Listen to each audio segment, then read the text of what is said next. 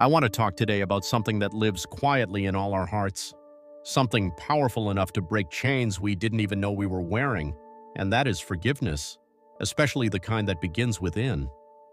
We are all human. That means we are beautifully imperfect. We try, we stumble, we learn, and sometimes we hurt others along the way. Sometimes we hurt ourselves. But the truth is this: no one gets through life mistake-free. And yet too often we carry the weight of those mistakes like stones in our pockets, heavy, constant, quietly pulling us down. Forgiving others can be hard, but forgiving yourself, that can feel impossible. Maybe you've made decisions you wish you could take back. Maybe you've said things you didn't mean or stayed silent when your voice was needed most.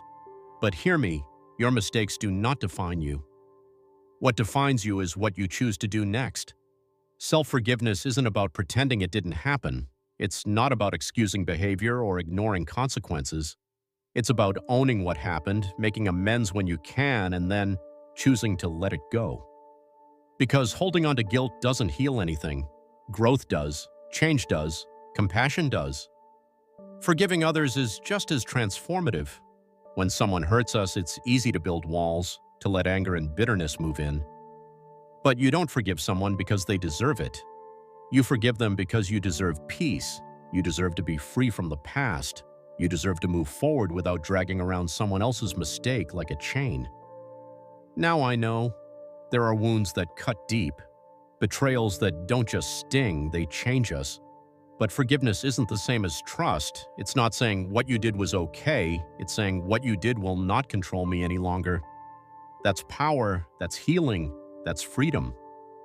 There's an old saying, holding on to anger is like drinking poison and expecting the other person to die.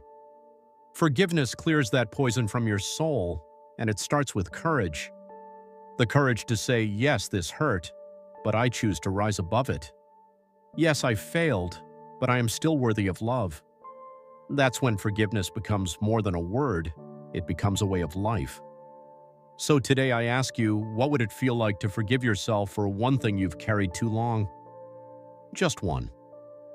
Can you give yourself the grace you'd offer your best friend? And who in your life needs your forgiveness? Not for their sake, but for yours. Start there. Just start. Because every time you choose forgiveness, you step closer to peace.